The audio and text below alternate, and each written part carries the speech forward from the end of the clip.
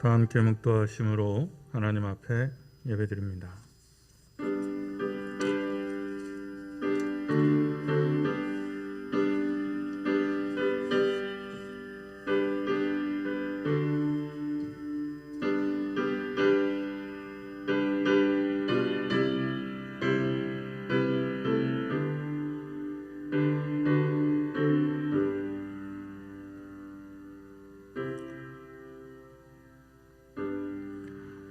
내가 산자들의 땅에서 여호와의 선하심을 보게 될 줄 확실히 믿었도다. 너는 여호와를 기다릴지어다. 강하고 담대하며 여호와를 기다릴지어다. 아멘. 사랑이신 아버지, 감사하고 감사합니다. 모여 있거나 흩어져 있거나 모두 주님의 장중 가운데 있으며 주님의 은혜 가운데 있을 줄 믿으니 감사합니다.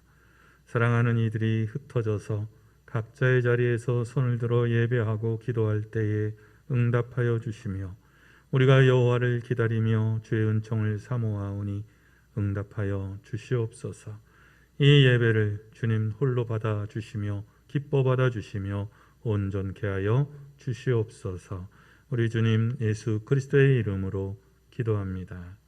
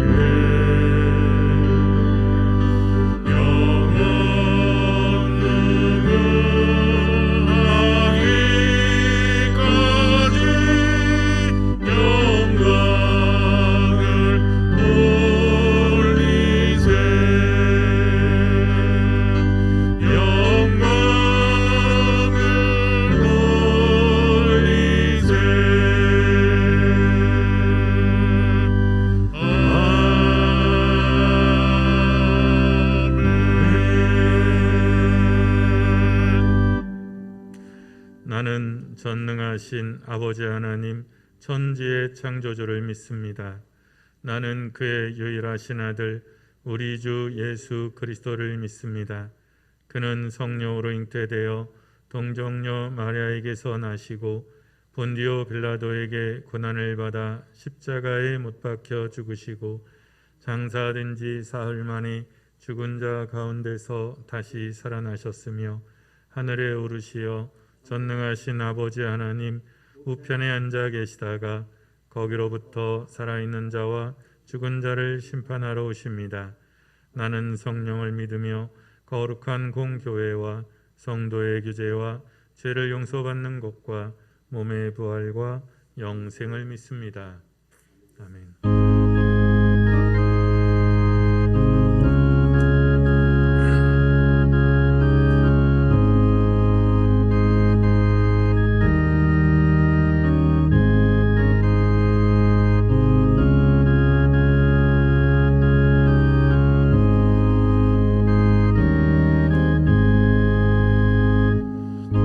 영원히 은총입어 주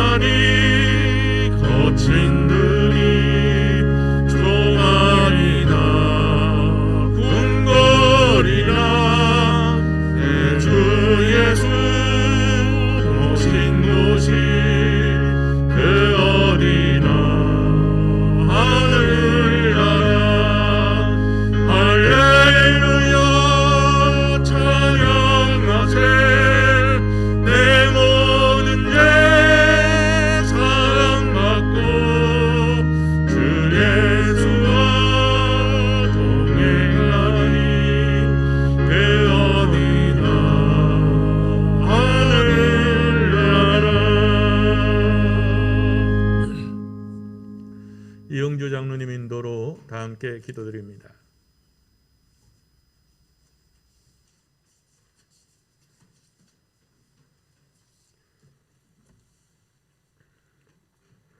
우리와 항상 동행하시며 바라고 믿는 자들의 소망 되시는 창조주 하나님, 지난 한 주간도 평안과 평강을 허락하시고 하나님의 넓으신 날개 아래 보호하셨다가 예배의 자리로 인도하심에 감사를 드리오니, 비대면으로 가정에서 예배를 드리는 성도님들의 심령 위에 은혜의 단비를 내려주시고 찬송으로 기도로 준비되는 예배가 되게 하여 주시옵소서.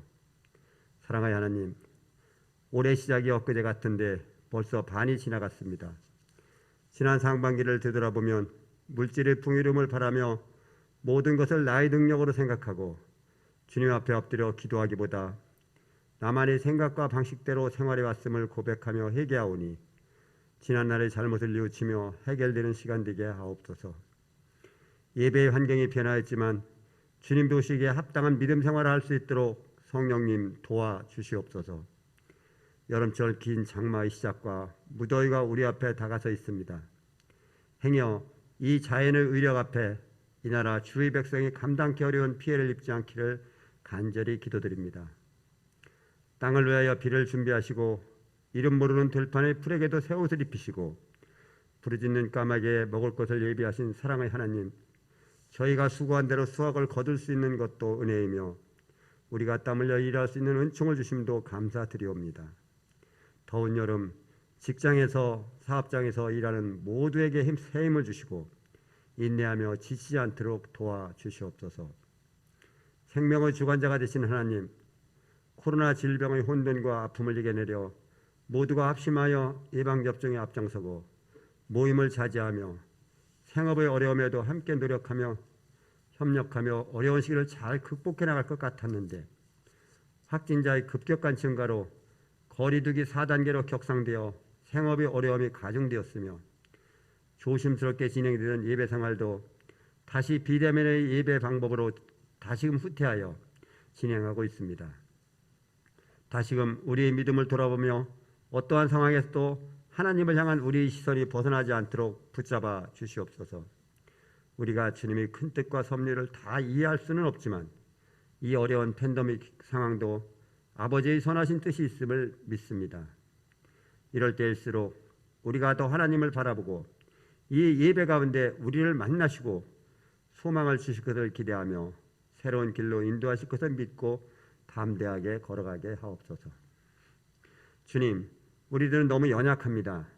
우리가 지치고 힘겨울 때 낙심하지 않도록 새 힘을 주시고 땀을 힘들어 눈물을 흘리는 자에게 소망을 주시고 땀 흘리며 일하는 기쁨과 내일을 소망하며 사는 기쁨으로 가득하게 하옵시며 계속되는 삼복더위에 건강하고 지치지 않도록 새 힘을 주시기를 간구드립니다. 원하지 않는 질병으로 고통받는 성도님들 하나님의 창조 능력으로 치유해 주시고 직장, 사업장에서 자신에게 맡겨진 일을 열심을 다하여 그 일에 최선을 다하는 능력을 덧입혀 주시기를 간구드립니다. 하나님의 말씀을 대언하실 목사님을 성령의 역사하심으로 붙들으시어 주님과 교통하는 역사가 일어나게 하시고 연약한 저희들을 위한 주님의 말씀이 전해지는 이 순간들이 오직 하나님의 음성만 듣는 시간 되게 하옵소서. 오늘 예배를 통해 우리 심령이 하나님을 향한 새로운 갈망으로 채워지게 하시고 우리 인생의 새로운 전환점이 되게 해주시기를 간절히 원합니다. 감사드리오며 예수님의 거룩하신 이름으로 간절히 기도드립니다. 아멘.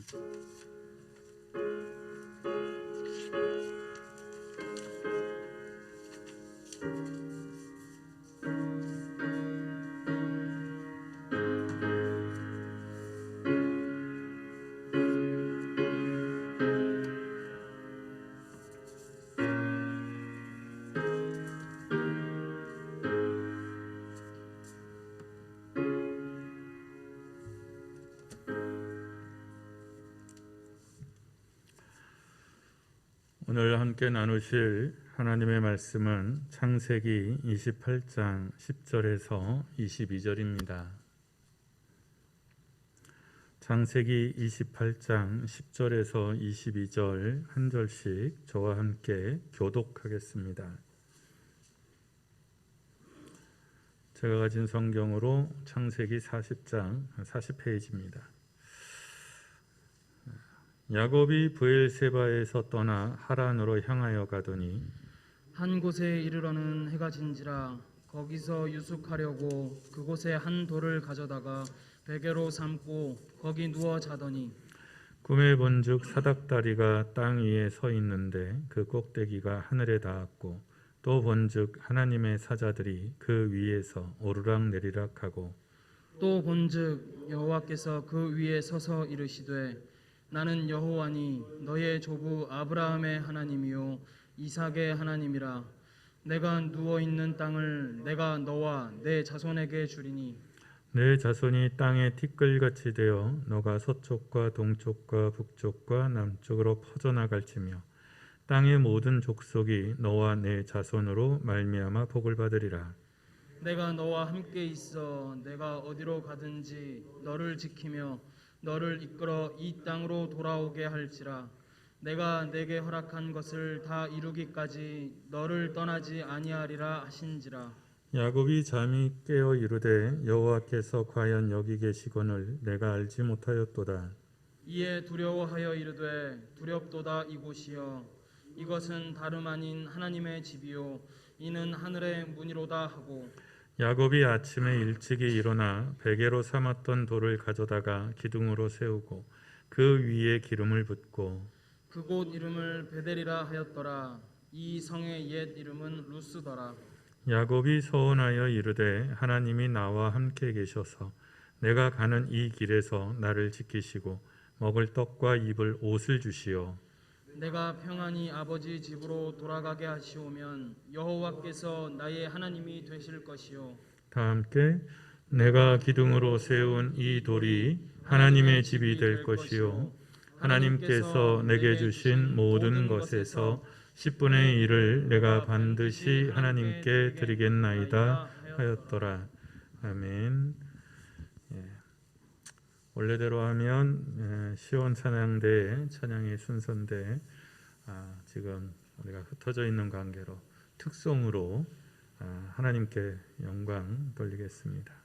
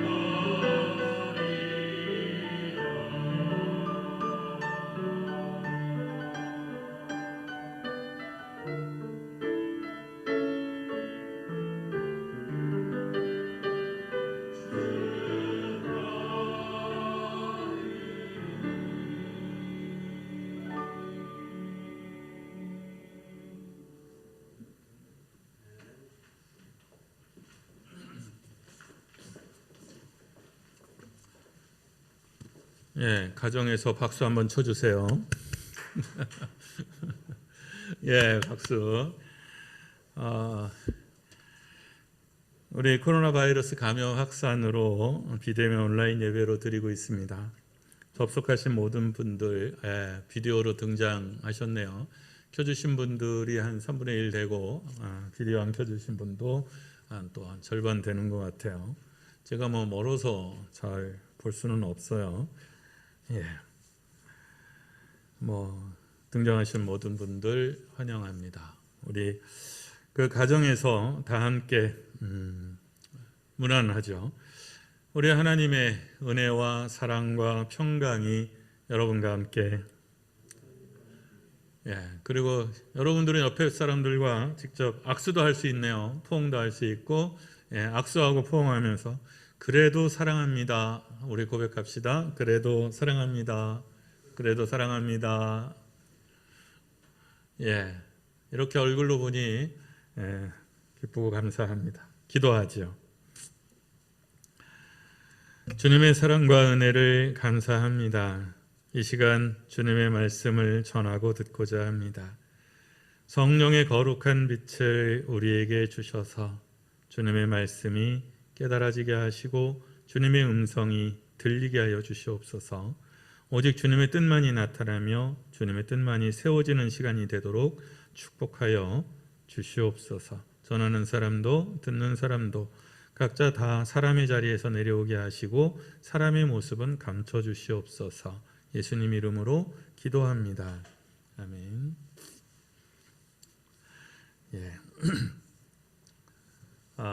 2000년 동안 늘 모이기를 힘써왔던 교회가 이렇게 각자의 자리에서 흩어져서 예배하는 것은 몇 번 해보기는 했지만 여전히 잘 적응은 안 됩니다. 얼굴로 보니 멀리서라도 얼굴을 보니 반갑고 기쁘긴 한데 또 한쪽으로는 또 마음이 짠하기도 합니다. 그래도 수요일 성소 모임은 나름 재밌었습니다.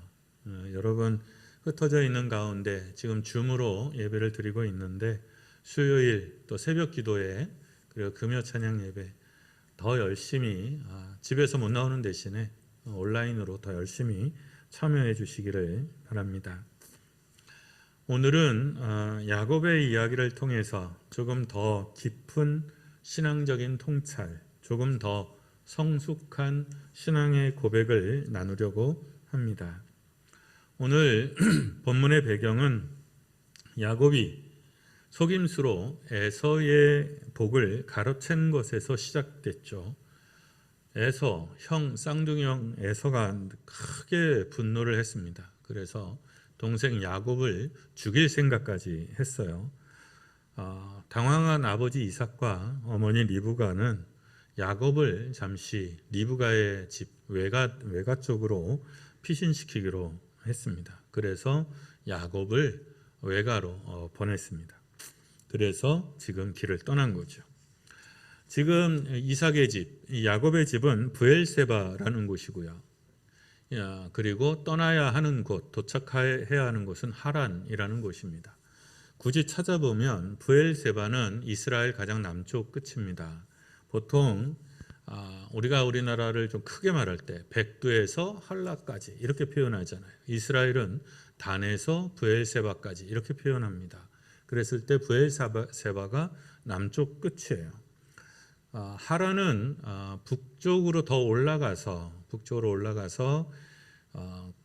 터키, 지금으로 보면 터키 그리고 시리아 국경지대에 있어요. 거리로 이렇게 재보니까 직선거리로, 그러니까 우리 지도상에 직선거리로 찾아보니까 한 4-50km 정도 돼요. 부산에서 제가 백두산까지 직선거리로 지도에서 재보니까 한 730km 그쯤 되는 것 같아요. 그러니까 직선거리로 치면 부산에서 백두산까지 가는 거리이고요. 길로 치면 한 900km 정도 돼요. 900km 직선거리가 아니라. 그러니까 브엘세바에서 하란까지 가려면 900km예요. 걸어서 가면 한 2달 정도, 넉넉히 잡아도 2달 정도 걸리는 거리고요. 그리고 낙타를 타고 가면 한 20일 정도 걸린다고 봐야 됩니다. 낙타가 두 종류가 있어요. 하나는 봉이 하나인 낙타가 있는데, 봉이 하나인 낙타는 굉장히 빠릅니다. 그래서 그 대신에 짐을 실을 수가 없어요. 그리고 굉장히 빨라서 보통 전투용으로 쓰이거나 가까운 거리에 소식을 전하는 데 쓰입니다. 근데 이렇게 먼 거리에는, 장사꾼들이 다니는 먼 거리에는 쌍봉 낙타를 타고 가는데 느립니다. 사람보다는 빠르죠. 하루에 한 50km 정도 간다고 그래요. 그러면 계산을 해보면 900km쯤 되니까 낙타를 타고 갔으면 쌍봉 낙타를 탔을 것이고 한 20일 정도 걸리는 거리로 지금 가고 있는 거예요. 근데 성경을 읽어보면 낙타를 탔다는 얘기가 없어요. 그리고 내용적으로 이렇게 읽어보면 낙타를 탄 것 같지 걸어서 간 것처럼 묘사는 그렇게 돼 있어요. 그런데 아브라함이 부자잖아요. 먼 길을 보내는데 아들을 낙타도 없이 보냈을 것 같지는 않거든요. 그런데 좀 그런 면에서 이상하긴 해요. 낙타를 타고 갔는지 걸어갔는지 기록에는 없어요. 어쨌든 노숙을 했어요. 노숙을 했는데, 노숙을 한 장소가 어디냐면 베델이라고 불리는, 그때는 루스라고 불렸던 곳이에요. 여긴 또 어디냐 그러면 예루살렘에서 북쪽으로 조금 더 올라간 곳에 베델이 있어요. 그러니까 브엘세바에서 베델까지는 한 70km 정도 떨어진 곳이에요. 걸어서 가면 사람이 보통 많이 걸으면 30km 걸을 수 있다고 그러고요. 보통 한 20km에서 25km 걷는다고 치면 3일 정도. 그리고 낙타를 타고 갔다면 한 이틀 정도 걸렸을 거리예요. 그러니까 당일은 아니라는 거죠. 그 이틀 정도 가서 이제 베델이라는 곳에 도착해서 밤이 저물어서 이제 잠을 청했는데, 하나님께서 꿈을 통해서 이 야곱에게 짱 나타나셔서 말씀하셨다는 거예요. 근데 이게 왜 중요하냐면, 야곱은 자신의 집안이 하나님 여호와라는 하나님을 섬기는 집안이라는 것을 잘 알고 있었어요. 그리고 자신이 섬기는 집의 하나님은 다른 부족의 신들과는 달라서 그야말로 나타나시는 하나님이시고 직접 삶 가운데 개입하시는 하나님이라는 것은 알고 있었어요. 그래서 하나님, 자신의 집의 하나님이 주는 그 축복이 굉장히 어마무지하다는 것을 야곱이 알았어요. 그랬기 때문에 속임수를 써서라도 그 축복권을 뺏은 거죠. 그렇지만 이제까지 하나님은 야곱에게 나타나신 적이 없어요. 그냥 말로만 들었어요. 할아버지에게 그 하나님이 진짜로 나타나셨대. 아버지에게 그 하나님이 내게 나타나셨어 라고 얘기는 들었지만 그 하나님이 자기에게 나타난 적은 없어요. 그러니까 이제까지 하나님은 할아버지 아브라함의 하나님이고 아버지 이삭의 하나님이에요. 자기의 하나님은 아직은 아닌 거였어요. 그러나 듣고 알았기 때문에 복을 뺏기는 했는데, 드디어 그래서 그 복을 뺏고 나서 지나가는데 꿈에 하나님이 짱 나타나셨어요. 그 말이 뭘 의미하냐면, 이제부터 하나님은 아브라함의 하나님이며 이삭의 하나님 것과 동시에 야곱의 하나님이 되시는 거예요. 야곱의 하나님. 물론 모든 이의 하나님이기는 하지만 모든 이의 하나님으로서가 아니라 특별한 관계로서, 그러니까 하나님과 야곱은 이제부터 특별한 관계가 된다는 뜻이에요. 모든 이의 하나님이기도 하죠. 그런데 중요한 것은 그 하나님이 특별하게 나의 하나님으로서 인격적으로 만남이 있어야 되는 거예요. 그러니까 목사님의 하나님이고 그래 관념적으로 하나님이 계시는 거, 그건 중요하죠. 그런데 정말 내 하나님, 내 인생길, 나의 시간, 나의 물자, 나의 마음 가운데 하나님이 들어오셔서 하나님과 함께 그 무언가를 하는 관계, 그게 특별한 관계예요. 하나님은 우리와 특별한 관계를 맺기를 원하세요. 그러니까 이제까지는 몇 사람, 그야말로 선택한 몇 사람에게만 그 관계를 허락하셨지만, 예수 그리스도가 천국문을 여셨다는 것은, 하나님 나라를 가깝게 끌어왔다는 것은 이 관계를 모든 사람에게 열어놓으셨다는 거예요. 그래서 1대1 관계로 하나님과 나는 1대1 관계로서 가는 거예요. 그 첫 경험이 야곱에게 이 베델에서 이루어진 거예요. 이 고단한 여정에서 하나님이 임하셔서 야곱을 만나주시고 그리고 이렇게 말씀하세요. 말씀하시는데 두 갈래예요. 하나는 여기 보면 뭐라고 되어 있냐면 나는 여호와니 너의 조부 아브라함의 하나님이요 이삭의 하나님이라 너가 누워있는 땅을 내가 너와 너의 자손에게 주리라. 너의 자손이 티끌같이 많아져서 온 세상으로 번져갈 것이고 너와 너의 자손으로 말미암아 온 족속이 복을 받게 될 것이다. 이 말은 무슨 뜻이냐면 하나님께서 아브라함에게 주신 복, 그래서 아브라함이 가지고 있다가 이삭에게 물려주신 복, 그 복, 소위 말해서 아브라함의 복을 너에게 주겠다는 거예요. 그러니까 아브라함에게 주었던 그 언약을 이제부터 너에게 주겠다는 거예요. 그러니까 아브라함에게는 8명의 아들이 있었어요. 이삭에게도 에서라는 또 아들이 있었잖아요. 그러나 이 언약은 아브라함의 후손이라도 다 갖는 게 아니에요. 딱 한 사람, 딱 언약의 자손 한 사람에게만 이어져 오는 복이에요. 그 복을 에서가 아니라 너에게 주겠다는 거예요. 이거는 아브라함의 복을 너에게 주겠다라는 첫 번째 말씀이에요. 그리고 두 번째는 이건 야곱에게만 특별히 준 약속이에요. 뭐냐면 15절이죠. 내가 너와 함께 있어 너가 어디로 가든지 너를 지키며 너를 이끌어 이 땅으로 돌아오게 할지라. 내가 내게 허락한 것을 다 이루기까지 너를 떠나지 아니하리라. 그 약속을 아브라함이 주신 복을 이루려고 하면 야곱 너의 상황이 특별한 상황이니 내가 너를 특별히 이렇게 해주겠다라고 약속하는 거예요. 이거는 야곱에게 주는 개인적인 약속이에요. 내가 너와 함께 있어서 너가 어디로 가든지 너를 지켜주며 그리고 너를 다시 이끌어서 이 땅으로 되돌아오게 해주마. 그리고 그럴 때까지 내가 너를 떠나지 않으마. 이렇게 약속해 주신 거예요. 지금 야곱은 자신의 생각대로 자기의 예상대로 굴러가지 않은 인생길을 만납니다. 야곱이 그렇게까지 해서 가지고 입고 털 이렇게 해서 아버지를 속인 것은 물론 복에 대한 욕심도 있었긴 하지만 야곱이 머리가 좋은 사람이거든요. 에서가 좀 단순하니까 화는 내겠지만 그냥 대충 넘어갈 수 있을 거라고 생각했던 것 같아요. 그런데 에서의 분노가 폭발적으로 반응하면서 자신의 예상보다 더 크게 반응한 거죠. 이건 예상을 못했을 거예요. 생각대로 예상대로 굴러가지 않는 인생길에서, 그래서 갑자기 떠나게 된 먼 여행길에서, 그야말로 장막에서만 편안히 살던 도련님이 갑자기 나그네가 되었을 때 필요한 것, 그게 뭘까요? 혼자 길을 나섰을 때 동행입니다. 동행이죠. 동행이 필요합니다. 이때는 정말 함께하는 사람이 필요하죠.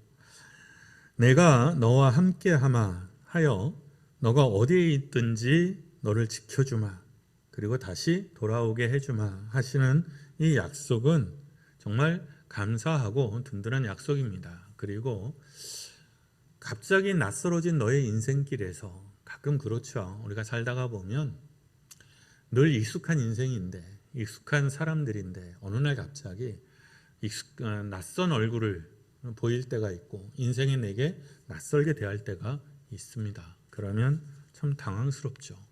그럴 때 필요한 게 누구냐? 함께 있어주는 사람이 필요합니다. 그리고 힘이 되어주는 사람이 필요하죠.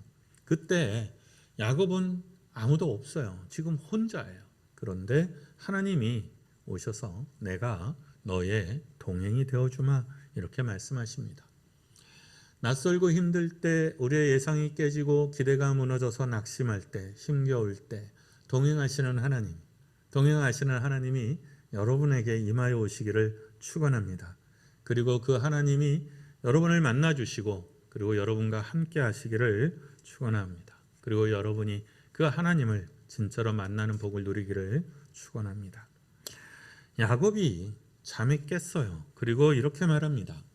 여호와께서 여기 계셨는데 내가 참 몰랐구나. 야, 이거 굉장히 겁나는 일이다. 두려운 일이다. 여기는 그냥 땅이 아니라 하나님의 전이고 하늘의 문이로구나.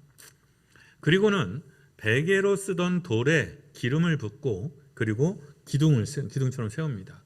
뭐 크지 않았겠죠. 베고 자던 돌이니까 요만했겠죠. 요만한 돌을 거기다 기름을 붓고 상징적으로 기둥을 세웁니다. 그리고는 그 자리를 베델, 원래는 루스라는 땅이었는데 베델이라는 이름을 붙입니다. 여기가 하나님의 집이다라는 뜻이에요. 그리고는 하나님 앞에 서원 기도를 드리죠. 내 가는 이 길에서 함께 하셔서 나를 지켜 옷과 양식이 떨어지지 않게 하시고 무사히 돌아오게 하시면 하나님이 나의 하나님이 되실 것이며 기둥으로 세운 이 돌이 하나님의 전이 될 겁니다. 하나님께서 내게 주신 모든 것에서 11조를 꼬박꼬박 드리겠습니다. 이렇게 서원 기도를 합니다. 오늘 이야기 안에는 사실 굉장히 많은 이야기가 담겨 있어요. 그런데 오늘은 이 야곱의 고백에 집중해 보고자 합니다. 우선 야곱이 첫 고백이죠. 아, 하나님이 여기 계셨구나. 내가 몰랐는데 하나님이 여기 계셨구나. 여기가 하나님의 전이고 하늘의 문이로구나. 이렇게 고백했다는 거예요. 여러분 물어볼게요. 정말 그럴까요? 정말 베델이 하나님의 전이고 하늘의 문일까요? 하나님이 정말 베델에 계셨을까요? 우리는 성경이니까 무조건 아멘 아멘 하는 경향이 있는데 이거는 하나님의 말씀이 아니에요. 이건 그냥 야곱의 고백이에요. 야곱의 고백이라고요. 여러분 어떻게 생각하세요? 베델이 하나님의 집일까요? 야곱은 왜 그렇게 생각했을까요? 꿈에 사닥다리가 하늘에서 쫙 이어져 내려서 거기에 막 천사들이 오르락내리락 하니까 거기가 문처럼 보인 거죠. 그런데 저는 생각이 다릅니다. 하나님은 거기에 가신 거지 거기에 계신 게 아니에요.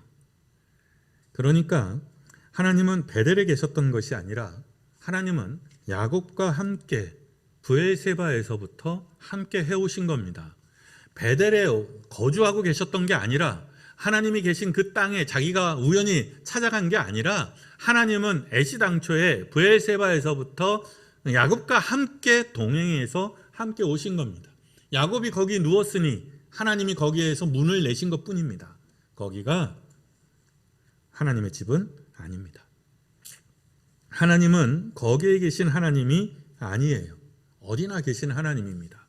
그리고 나와 동행하시는 하나님입니다. 그러니까 이게 보편성과 특별성의 얘기예요. 보편적인 하나님이에요. 우리 모두의 하나님이에요. 그러나 야곱에게 나타나시고 야곱을 만나 주실 때는 내게 특별한 관계의 하나님이 되는 거예요. 그러니까 하나님은 어디나 계세요. 그게 보편적인 하나님이세요.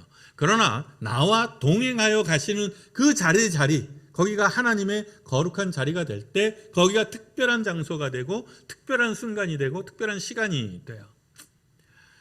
아이들과 나는 여행도 같이 가고 같이 사랑하는 시간을 갖죠. 그리고 아이들을 이렇게 보면 우리 아이들도 이렇게 보면 예뻐요. 자기 아이들은 다 이쁩니다. 그래서 어른들이 자기 손주들 한동안 또 우리 그 선배 목사님들이 또 손주 손녀 자랑한다고 막 노래 부르는 동영상 사진 막 이쁘지 애가 6살인데 영어를 해 하고 막 올라와요. 막 너무 이뻐요.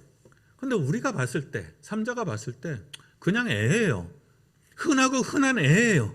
6살 중에 굿모닝 하는 애들 제법 있어요. 어느 애들 이렇게 하면 노래 썩 잘하지 않아요. 그런데 할아버지가 봤을 때 그 아이의 노래는 너무나 특별한 거죠. 그런 거예요.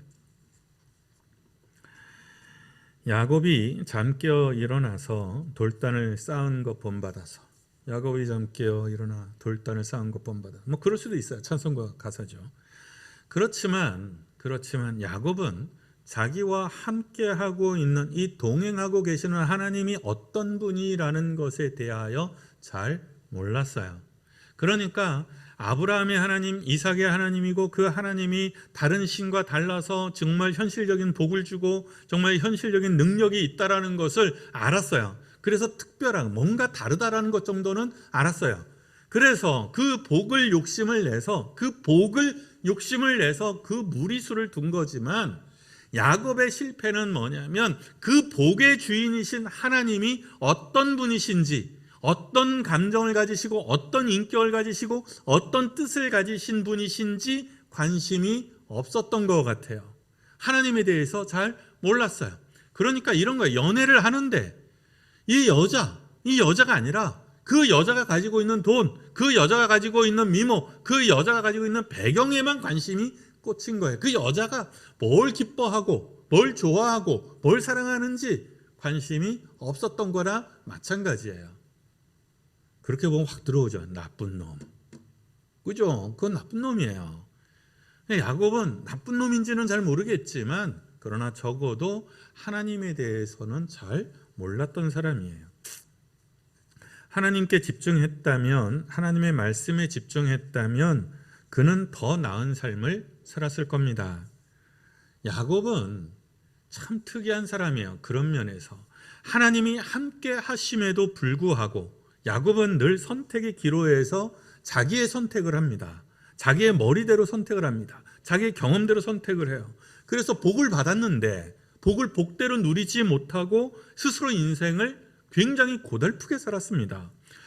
불행한 건 하나님이 함께 하심에도 불구하고 하나님께서 복을 주심에도 불구하고 그는 행복한 삶을 살지 못했어요. 그는 머리가 좋았어요. 그는 계책에도 능했어요. 일도 잘해요. 성실한 사람이었어요. 그리고 성격도 굉장히 강한 사람이라는 것을 알 수 있어요. 집에서 사실상 쫓겨나서 자기 예상대로 굴러가지 않는 인생에서 맨날 집에만 있다가 이제 그 800km나 떨어진 곳에 먼 길을 가야 되는데 노숙을 하는 거잖아요. 저 같으면 잠 못 자요. 불안해서, 화가 나서, 많은 생각, 속이 시끄러워서 잠 못 잘 거예요. 잠을 자잖아요. 꿈을 꾸잖아요. 그건 뭐냐면 근심했다거나 두려워했다거나 불안했다거나 그런 언급이 한 개도 없어요. 그 말은 나름대로 물론 스트레스를 전혀 안 받은 건 아니에요. 그건 하나님의 말씀에 비추어 보면 알 수 있어요. 그러나 적어도 겉으로 보면 그 어떤 사람보다는 강한 성정을, 강한 내면을 가진 사람이라는 것쯤은 알 수 있어요. 웬만해서 흔들리는 사람이 아니에요. 그래서 결과적으로 그는 성공하고 승리해요. 하나님이 늘 도우시니까. 그런데 이상하게도 행복한 삶은 아닌 거예요. 그는 많은 복들과 좋은 것들을 가졌어요. 아내가 4이나 됐어요. 근데 그 아내가 맨날 싸워. 그리고 그 중에서 제일 사랑했던 아내는 일찍 죽어. 아들 12이 있었어요. 아들 12이 사이가 별로 안 좋아. 아들은 심지어는 아들들이 아버지를 속여. 때로는 개무시하기도 해. 그리고 바람도 펴. 그리고 자기가 가장 사랑했던 아들은 일찍 떠나보내요. 그 와중에. 그래서 사랑하는 아들이 성장해 가는 것을 제대로 보지 못합니다. 그는 많은 것을 가졌음에도 불구하고 가난하게 살았습니다. 왜요? 왜 그렇게 됐느냐? 자신과 동행하는 하나님이 어떤 분인지 제대로 알지 못했어요. 이게 할아버지 아브라함과 야곱의 차이예요. 똑같은 복을 가지고 있는데 아브라함과 이삭은 존중받았어요. 존경받았어요. 그리고 증명이 됐어요. 하나님이 함께하는 사람으로. 그리고 하나님은 아브라함을 기뻐하셨어요. 진심으로 기뻐하셨어요. 왜? 아브라함이 하나님을 기뻐했기 때문이에요. 아브라함에게 주시는 하나님의 복뿐만 아니라 자기에게 찾아오시는 하나님 그분 자체를 아브라함은 기뻐하고 즐거워했어요. 나를 기뻐하고 즐거워하는 사람과 함께 있는데 행복하겠죠. 생각해 보세요. 저는 제 약점이기도 한데 저는 사람이 좀 많은 곳에 가면 그냥 바로 거의 유체 이탈을 합니다. 그 자리에 있지만 그 자리에 있지 않아요. 딴 세계에 가 있습니다. 아무리 그래도 제가 그래서 주의가 산만하다는 평을 어려서부터 받았는데 그러나 저도 아무리 그래도 단둘이 있을 때는 그렇게 하지 않습니다. 그리고 정말 친한 친구들이 있을 때는 그렇게 하지 않습니다. 그런데 아무리 친해도 3명 이상 넘어가면 제가 딴 데로 가요. 왜? 그 사람들이 나를 주목하고 있는 것은 아니니까요. 그러나 그 사람이 나를 주목하고 있는 상황에서는 저도 딴 데 가지 않습니다. 근데 가끔 단둘이 있어도 제가 딴 데 가 있을 때가 있어요. 그 사람이 너무 싫어. 그 사람이 너무 힘들어. 그러면 머릿속에 벌써 딴 데 갑니다. 그 얘기가 귀에 들어오지 않습니다. 그리고 어떤 사람이 나에 대해서 그렇게 대할 수 있습니다. 그게 뭡니까? 무시죠. 무시. 애들 말로는 개무시죠. 기쁘겠습니까? 기쁘지 않아요. 동행하는 사람에 대한 예의가 아닐 거예요. 그런데 야곱과 아브라함의 차이가 바로 여기서 나옵니다. 자, 하나님이 뭐라고 말씀하셨는지, 하나님의 말씀에 야곱이 어떻게 주목하지 않았는지를 오늘 본문이 보여줍니다. 하나님이 이렇게 말씀하세요. 내가 너와 함께 하겠다. 내가 너와 함께 하겠다. 어디로 가든지 너를 지켜주겠다. 너를 이 땅으로 돌아오게 하겠다. 그때까지 너를 떠나지 않을 것이다. 라고 짱 하고 못을 박았어요. 그럼에도 불구하고 야곱이 이렇게 서운합니다. 진짜로 함께 계셔서 지켜주시면, 그래서 내 양식과 옷이 떨어지지 않게 하시면, 평안히 돌아오게 하시면 여호와께서 나의 하나님이 되실 것이요, 내가 꼬박꼬박 10의 1조를 드리겠습니다. 말이 돼요? 이 말은 무슨 말이냐면 하나님이 나타나셔서 하신 말씀에 제대로 주목하지 않았다는 뜻이에요. 하나님이 짱 나타나셔서 이렇게 말해요. 나는 아브라함의 하나님, 너희 조부 아브라함의 하나님, 너희 아버지 이삭의 하나님이다. 그리고 그 아버지, 할아버지 아브라함, 이삭에게 줬던 그 복을 너에게 주마라고 말씀하신 건 무슨 뜻이에요? 이제부터 나는 너의 하나님이다 라는 뜻이에요. 그래서 어떻게 불려요? 아브라함의 하나님, 이삭의 하나님, 야곱의 하나님, 이렇게 불려지는 거예요. 이 언약은 유일하게 아브라함에게만 주셨어요. 아브라함의 많은 자손들 중에 이삭에게만 줬어요. 이삭의 다른 아들이 있는데 그것을 너에게 줬다라는 것은 이제부터 나는 너의 특별한 하나님이다 라는 말씀이에요. 그 말씀의 의미를 제대로만 주목했다면, 집중했다면 나의 하나님이 되실 것이다 라고 말하지 않았을 거예요. 두 번째는 여러 번 반복하잖아요. 내가 너와 함께하고 너를 지키고 너를 돌아오게 하고 그리고 너를 떠나지 않겠다. 한 문장 안에서 막 3번, 4번씩 얘기를 했어요. 그런데 뭐라고 선언하냐면 함께 계셔서 나를 지켜주시면, 그래서 내 옷과 양식이 떨어지지 않게 하시면. 참 뭐라고 그래요? 좁쌀 같다고 그래야 되나요? 아니면 참 비루하다고 해야 될까요? 하나님이 하신 말씀을 있는 그대로 네, 아멘 이렇게 받지 않았다는 뜻이에요.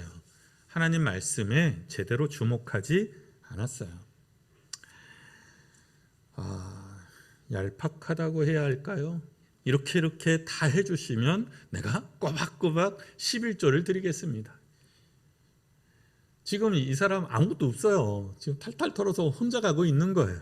그런데 많은 것을 얻게 되면 그게 짓게 되겠어요. 그런데 11조를 내겠습니다. 이게 생색이에요. 일종의 생색이에요. 얄팍하다고 해야 할지, 잔머리라고 해야 할지, 의심이라고 해야 할지 참 안타까워요. 가볍죠. 무엇이라 부르든 그게 얄팍함이든 잔머리든 늘 그의 갈림길에서 이 문제가 그의 발목을 잡습니다. 하나님은 야곱과 동행하셨지만 야곱은 하나님과 동행한 것 같지 않습니다. 하나님은 야곱에 대하여 많은 관심을 가지고 계셨지만 야곱은 하나님 그 자체에는 관심이 없었던 것 같습니다. 야곱은 늘 현실적인 자기의 욕망, 자기의 욕구, 자기의 니드, 거기에 항상 제1순위가 거기에 갔습니다.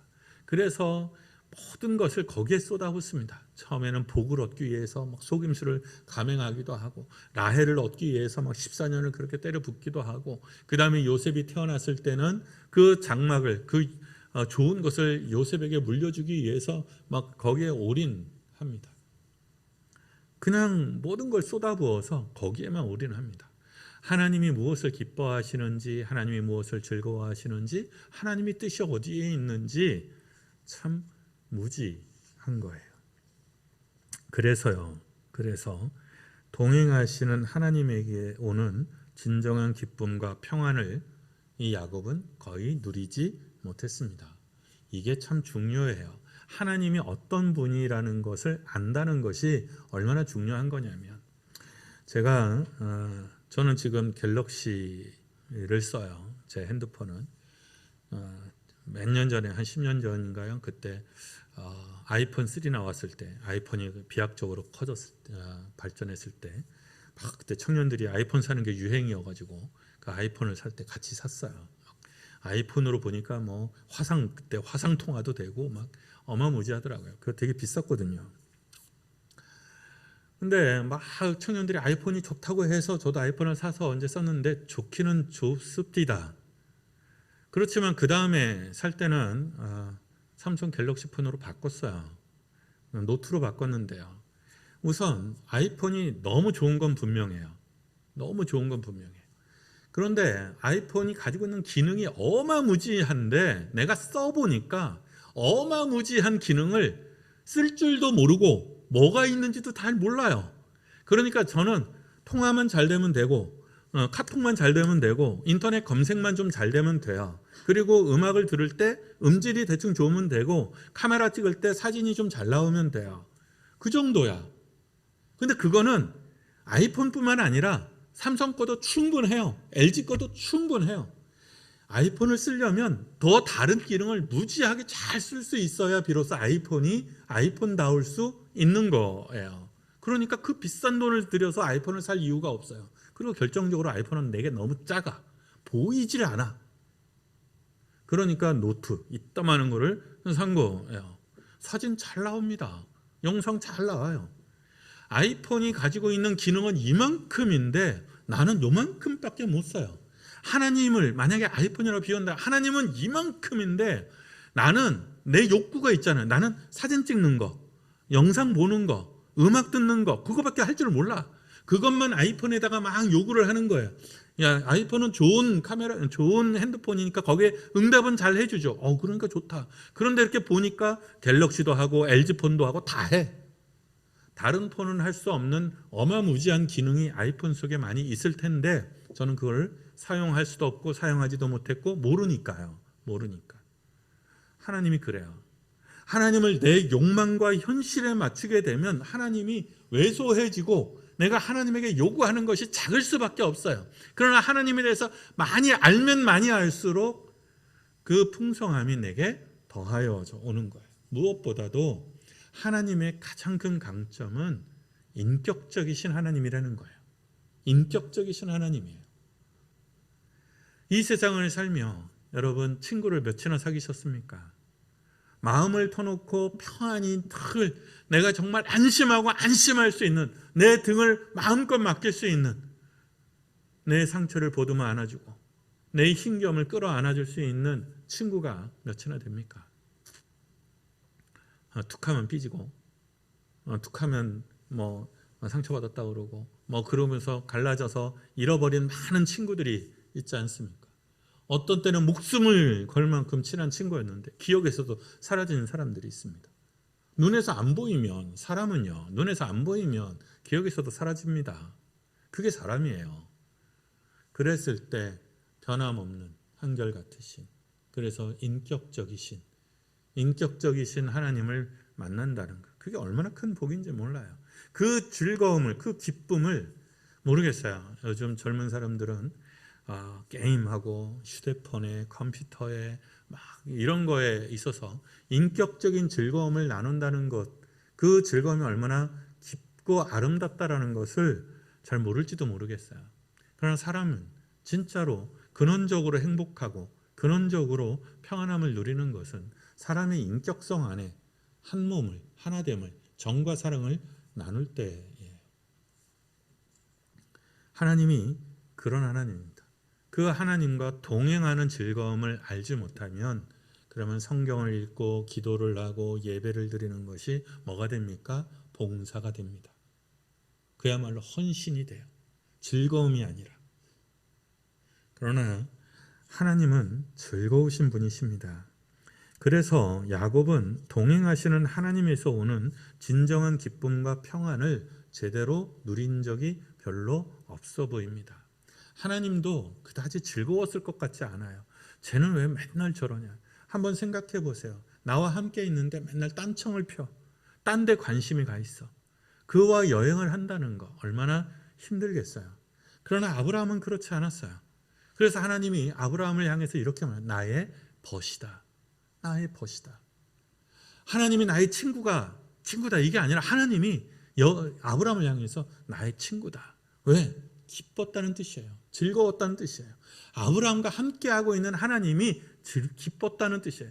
그러니까 부모니까 자식을 그냥 사랑하는, 의무로 사랑하는 그런 사랑이 아니라 너무 예뻐 애가. 그냥 예뻐. 즐거워.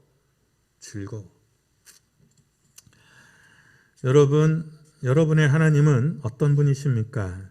떠나야 하는 먼 길, 처하여 있는 현실, 떨어지는 옷과 양식, 거기에 마음 빼앗기면 하나님의 말씀이 들리지 않습니다. 하나님의 말씀이 들리지 않으면 하나님의 마음을, 하나님의 뜻을 놓치게 됩니다. 그러면 하나님에 대하여 잘 모르게 됩니다. 하나님이 뭘 기뻐하는지, 뭘 즐거워하는지 모르게 됩니다. 우리 하나님은 거기에 계신 하나님이 아닙니다. 우리 하나님은 베델에 계신 하나님이 아닙니다. 우리 하나님은 나와 동행하시는 하나님이십니다. 그러니 지금 여러분의 그 자리를 복되게 하십시오. 지금 여러분의 그 자리가 한길교회입니다. 지금 여러분의 가정이, 여러분이 예배하는 그 기도의 자리가 한길교회입니다. 흩어지게 하셨으니 다시 모이게 하실 것입니다. 떠나게 하셨으니 돌아오게 하실 것입니다. 뜻이 있어 흩으셨으니 다시 모일 겁니다. 그러니 지금은 그 자리를 복되게 하십시오. 나는 잃어버렸으나 하나님은 찾으실 것입니다. 나는 두리번거리지만 하나님은 내게 있어 두리번거리지 않으십니다. 하나님은 우리의 든든한 동행이십니다. 하나님은 우리의 든든한 동행이시며 목자시며 친구시며 인격적인 주인이십니다. 그런데 다시 뒤집어서 그러면 나는 하나님에 있어서 어떤 사람인가? 나는 하나님에 있어서 정말 믿을 만한 수하인가? 믿을 만한 양인가? 정말 예뻐할 만한 자녀인가를 살펴보십시오. 우리는 계속해서 사람을 찾습니다. 나를 위로해 줄 사람, 내게 힘이 돼 줄 사람, 내 능력이 돼 줄 사람을 찾습니다. 나를 믿어줄 사람을 찾습니다. 그러나 다시 물어봐야 됩니다. 나는 그 누군가에게 위로를 주는 사람인가? 나는 누군가에게 격려를 주는 사람인가? 나는 누군가에게 힘이 되어주는 사람인가? 나는 누군가에게 짐덩어리인가? 우리는 자꾸 내 자리에서만 하나님을 향하여 다른 사람을 향하여 요구를 내뻗는데 그러면 나는 그들에게 어떤 존재인가를 살펴보실 수 있기를 바랍니다. 이것이 한 걸음 더 깊게 들어가는 신앙 고백입니다. 더 나은 믿음의 통찰일 겁니다. 이 은혜 안에 거하는 저와 여러분 되기를 축원합니다. 기도합니다. 사랑이신 하나님 감사합니다. 우리와 동행하시고 우리와 함께 하신 은혜를 감사합니다. 우리의 무지에도 우리의 무관심에도 한결같이 변함없으시게 우리를 붙들어 인도하셨으니 주님 우리 눈을 열어 이제는 주님 마음을 헤아릴 줄 아는 사람 되게 하시고 주님의 뜻을 헤아릴 줄 아는 사람 되게 하여 주시옵소서. 아버지 우리를 긍휼히 여기소서. 예수님 이름으로 기도합니다.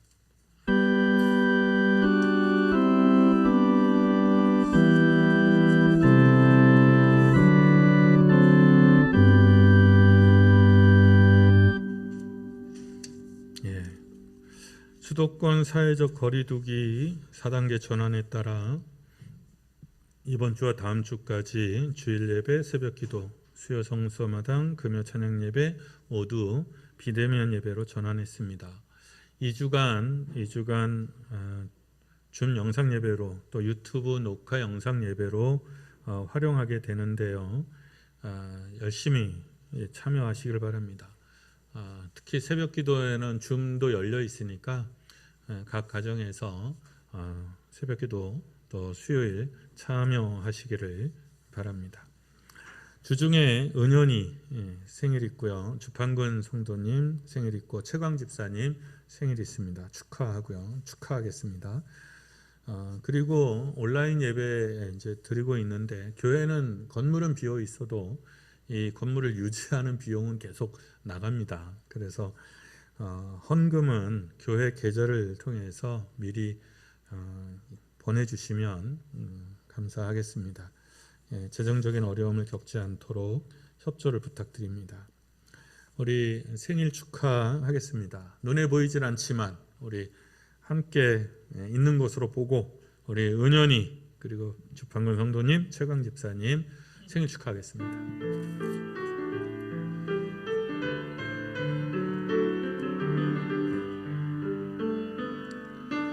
하나님께서 당신을 통해 메마른 땅에 샘물 나게 하시기를 가난한 영혼 목마른 영혼 당신을 통해 주 사랑을 이원하네.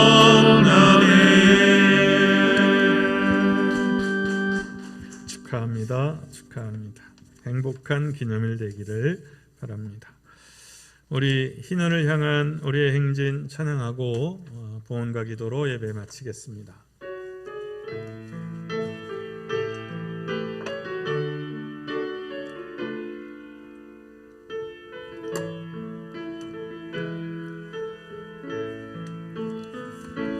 정의가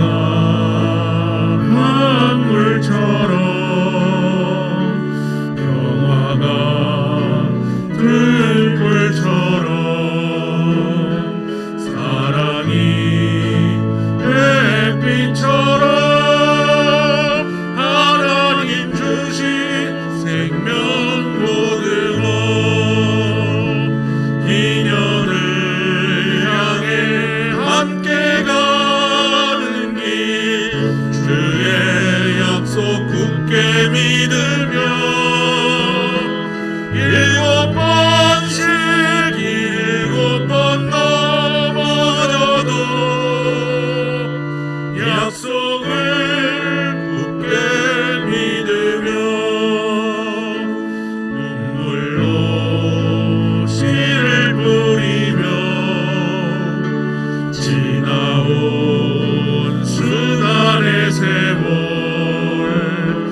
보아라 우리 눈앞에 새 하늘이 활짝 열린다. 희년을 향해 함께 가는 길 주의 약속 굳게 믿으며 일곱 번 넘어져도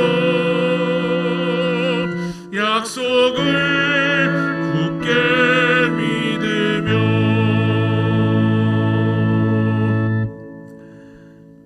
힘겹고 참 고단한 세월입니다.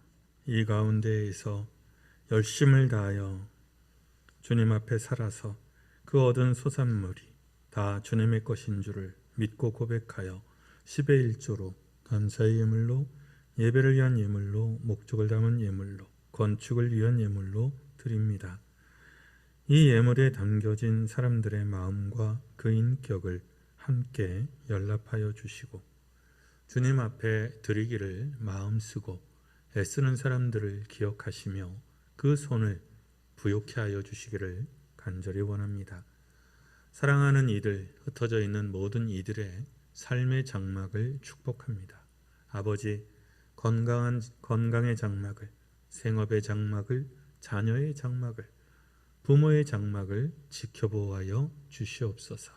아픈 이들이 낫게 하시며 우리 자녀들이 주 안에서 복되게 하시며 하나님의 영적인 기업을 품어 안게 하시며 사랑하는 어버이들이 늘 평안과 존중과 존경과 건강 가운데 있게 하여 주시옵소서. 힘겨운 코로나의 상황에서 온 세계가 고통을 겪고 있습니다. 가난한 이웃들을 기억하여 주시며 연약한 교회를 살펴주시옵소서.